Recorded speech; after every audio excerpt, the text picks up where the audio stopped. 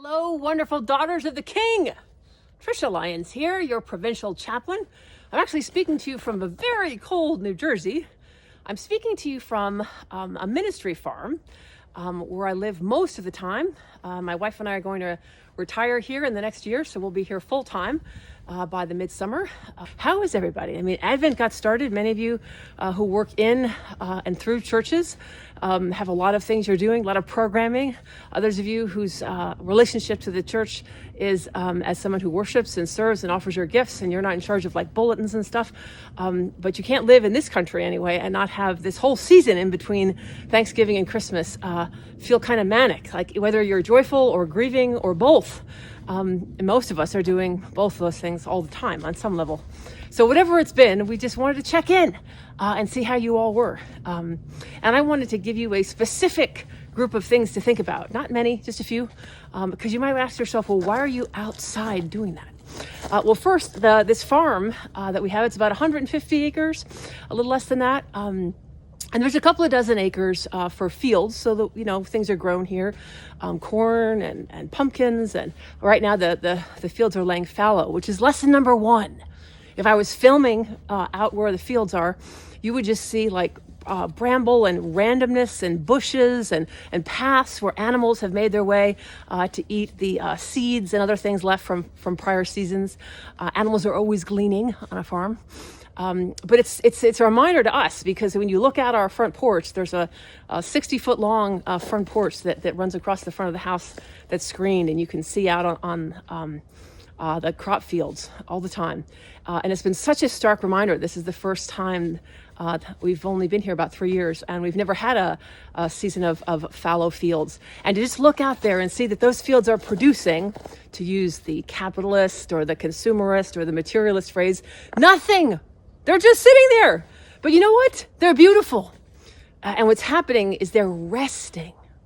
And all of the nutrients that come from the combination of the sun and the soil and the water, all that is resting. That field is feeding itself with rest. So that's the first thing I would just ask. And some of you would just roll your eyes and say, like, everybody thinks the Sabbath is a great idea. Everybody thinks resting is a great idea, but who has time for that? Well, the truth is, how much time do we spend on our phones? Apparently, if you take the most recent studies that I've read, the average adult, not teenager, looks at their phone 2,100 times a day. Now, that's for a lot of people, it's their watch and things like that. But they've measured how many glances we do at a phone, and it's over 2,000. So let's just think about that kind of time we're spending just keeping up with on our devices and things like that. But listen to me. There's nothing like looking at a fallow field and realizing it's going to be fallow for an entire year. And then 6 years of productivity will come from this 1 year of just complete rest. And of course, what's beautiful is rest doesn't mean nothing happens. That's just a materialist calculation. Because the truth is, there's a lot happening on that field. Animals are sheltering in it because there's these high grasses now. So we have deer and we have bear and we have other kinds of things, raccoons, you name it, chipmunks everywhere with the chipmunks, mice. So it's actually kind of like a condominium down there. So animals are sheltering in it. So just think, when you rest, not only is it good for you, but who and what gets to shelter in your rest? Another way to say that, what the kids say, it's not all about us. We don't just rest because it lets us do more later. We rest because we celebrate that we're alive, that we can do anything. We do what the Creator did on the seventh day, which is not to decide to do something even better than the day before, but a day to rest and for us to worship the God who brings us every good and perfect gift. So that's thing number one to think about. Thing number two, you're still saying to yourself, couldn't you tell us this story from inside? No, my friends, because that's just a couple of acres we have for fields. Most of this property is a preserved forest with trails like this one. Right now I'm on a ridge, and these are all ash and cedar trees here, and they grow on either side of the path. And what's beautiful is they form a kind of canopy, almost like a cathedral ceiling as you walk down. In the winter, it's just brown bark. That's all you can see. But trust me, this is a place you can think of like taking vows to someone or to something here. There's this one path among many of the old logging trails. We have one building on the property here that's from the late 1790s. But of course, people have been here long before that. But there are lots of trails like this that go deep into the woods. And I wanted to show you this trail. One, because it's beautiful and it has snow on it. This is what we call the Cedar Trail here. But also because I wanted you to know that this trail has always reminded me of Narnia. Now, if you haven't read The Lion, the Witch, and the Wardrobe, okay, no judgment, but maybe they add that to your to-do list for Lent. For Advent or Lent, any time of the year. In fact, there are whole devotionals based on Advent and reading the Chronicles of Narnia, one by an Episcopal priest, actually. So look those up if you're interested. But this is so magical, and it's because of that story. So what I want to say to you today is there are reasons why I think The Lion, the Witch, and the Wardrobe, I mean, all the Chronicles are wonderful, all 7 books. But there's something about that original story. Lewis had no idea that those stories would be kind of his legacy in the world, of everything else he wrote. Remember, all he wanted to do in life as a young adult was to be a poet, a published poet. And he finally did publish a very long poem he wrote. And the truth is, it wasn't that popular. I mean, it did okay. But he had to accept the fact that the very thing he thought he was going to do for the world was not actually what God had him do for the world. And then he was a medievalist, is what it was called, for those of you that don't know that about Lewis's life. He was a professor of medieval studies. Also not Christianity, per se. Remember, he went into being a professor as an atheist and became good friends with J.R. Tolkien and Owen Barfield and some other wonderful people of great Christian faith who sort of pulled him along, one conversation, one cup of tea, one pipe after another, and sort of pulled Lewis to a place where he was able to ask God to come into his life. And it changed his life. And the professor of medieval studies then became really the most famous professor at the time. People said in England that he was the second most known voice in all of England because he had a radio show, second only behind Churchill. And talking about what? No offense to Lewis, but not medieval studies. What he's talked about on the radio was Christianity, how he went from atheism to Christianity. His favorite fiction book that he wrote, if you didn't know this, was a book that actually not that many people have heard of, even people who really love C.S. Lewis and love Narnia. It's called Till We Have Faces. And it's his retelling of the ancient myth of Cupid and Psyche. So it doesn't mention God or Jesus at all, or sacraments or anything like that. He just retells this famous myth centuries ago, but in a completely Christian way, according really to the way love is discussed in the letter to the Corinthians. So if you're a Christian and you've been well formed or formed at all, you'll read this story that looks like a myth about Cupid and Psyche and things like that, but you'll feel in your bones that love is patient and love is kind and love doesn't boast and love doesn't keep a record of wrongs and love rejoices in the truth. You can feel it. Lewis thought it was going to be his most popular novel. The truth is, very few people know he even wrote it, but that was his favorite. Narnia was not. I mean, he enjoyed the stories, but he had no idea that well after his death, this is still the kind of story that people are telling and buying and making movies about and music about and poetry about. So I wanted to bring you into our woods so you could see if what you see here does for you, maybe what it does for me. It reminds me of Narnia. And why is Narnia such an important thing to think about in Advent? Because remember when the children who leave London, they actually are from Finchley, which is I think north of London, and wind up in Narnia, they find out a couple of things. First of all, it's always winter.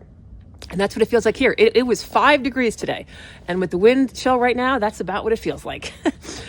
So it's freezing, but it's always been freezing for every generation who's alive at that time the children get there, because it's been frozen for 100 years by their wicked witch called the White Witch.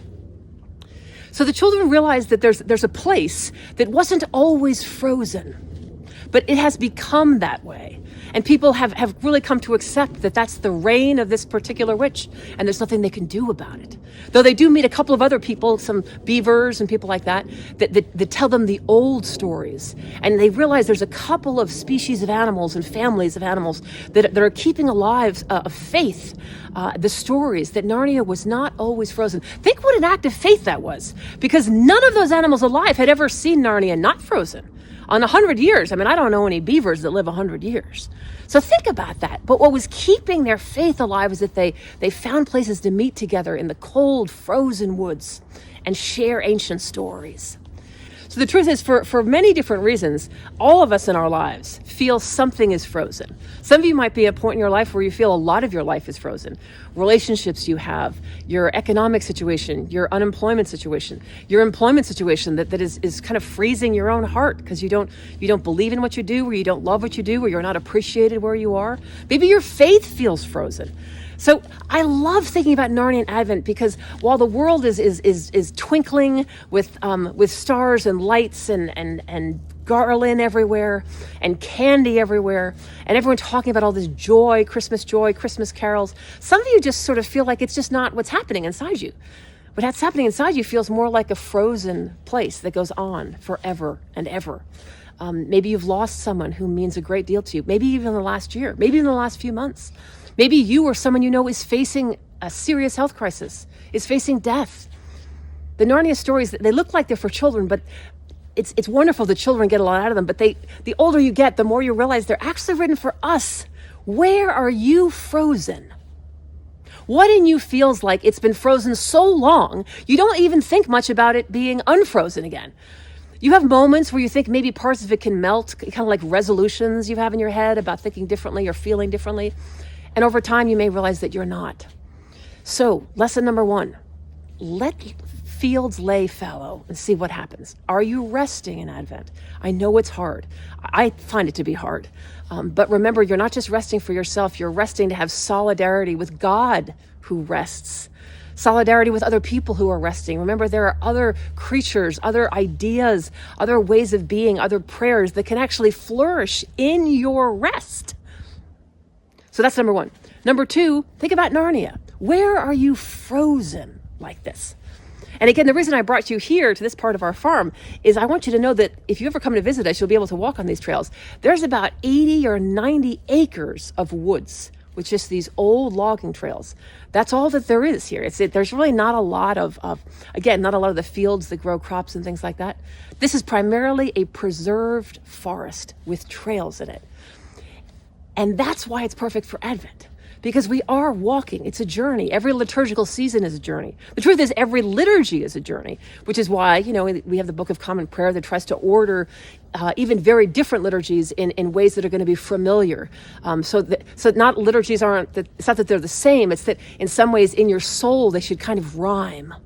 Because we want to be forming ourselves all the time, not just in a different season and a different service every Sunday or sometime during the week, but we both want those services to speak to us about a particular thing that we need to know in our faith or feel.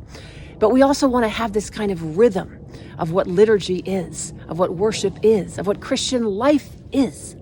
It's about walking on a journey. So I'm just going to take a little walk now because there's one more place that I want you to see and something that I want you to see that will probably surprise you about a preserved forest.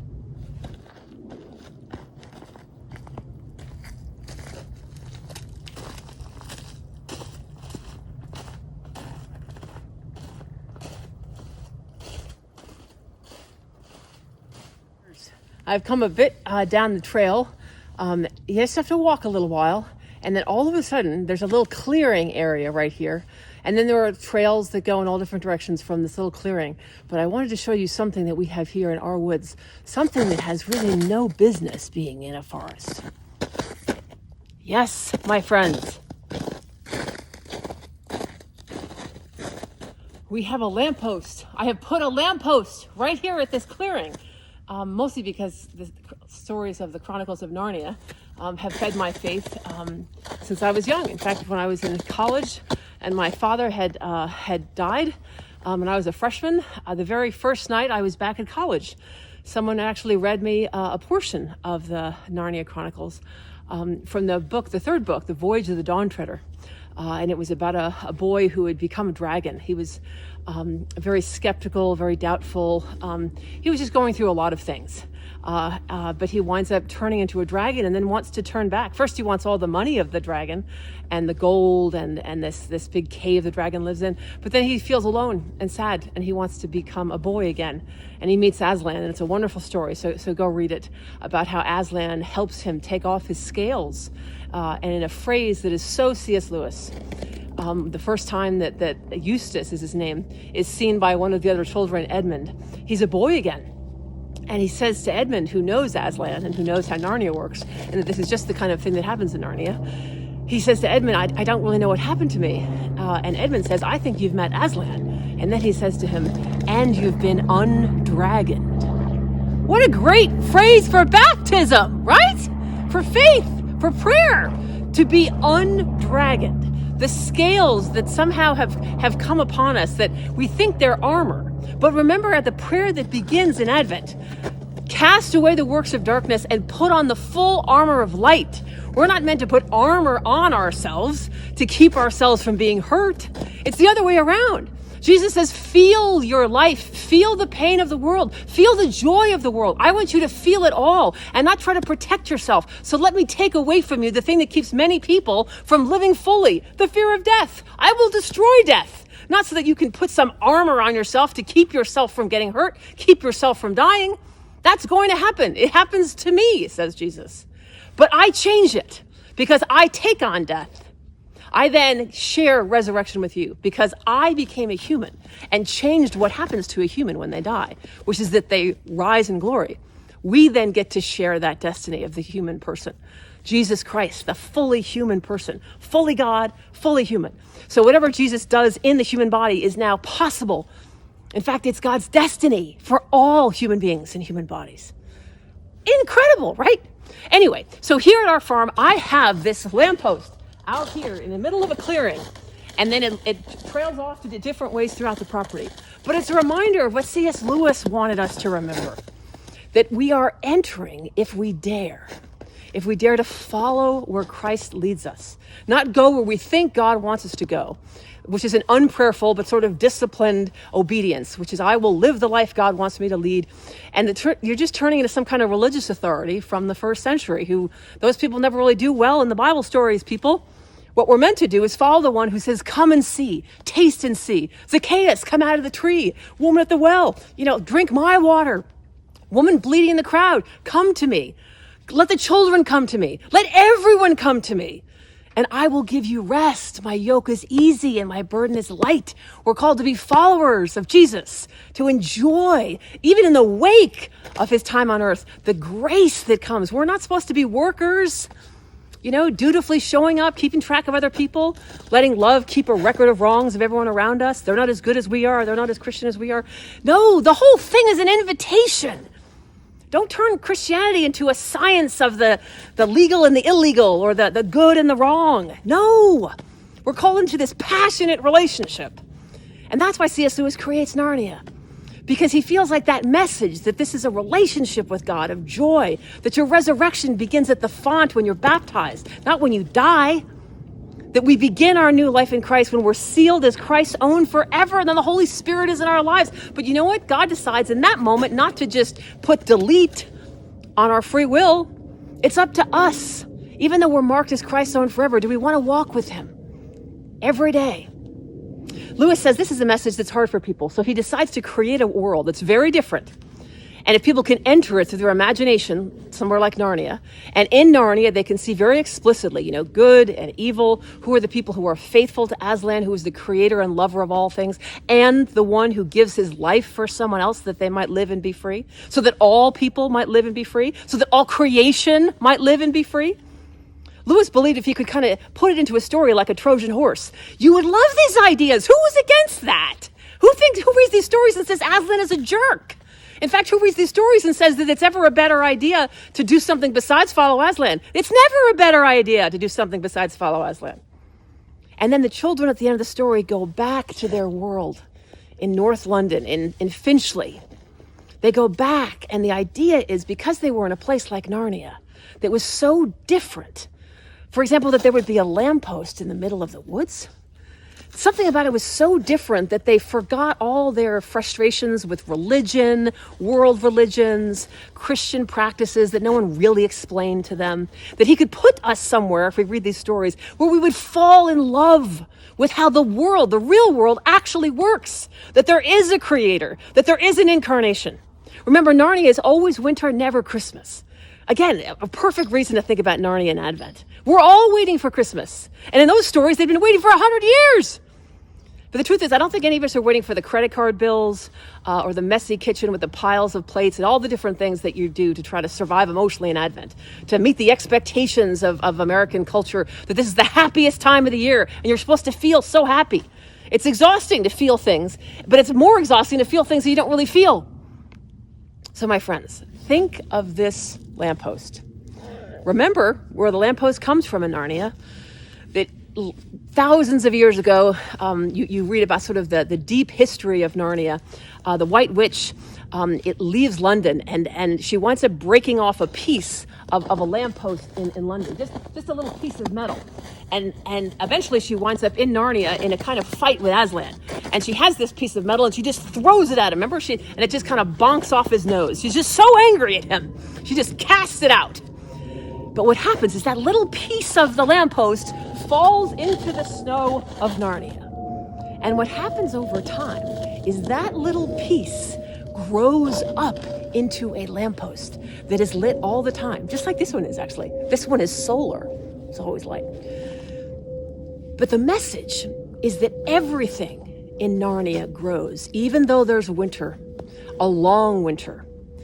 That even that piece of metal, as soon as it hit the earth of Narnia, it began to grow and it grew into a light.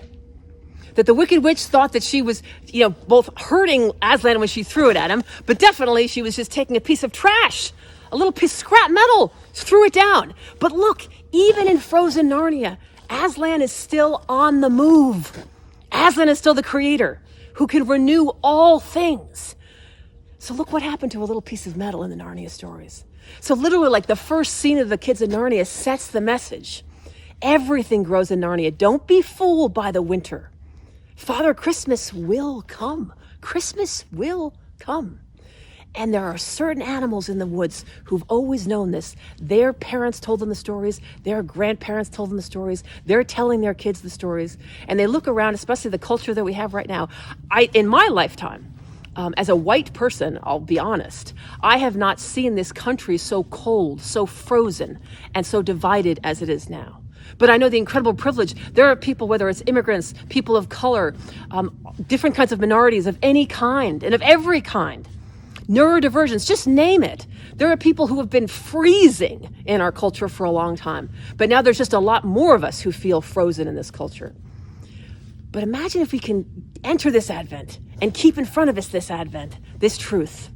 Everything grows in Narnia. Nothing can stop what Aslan starts.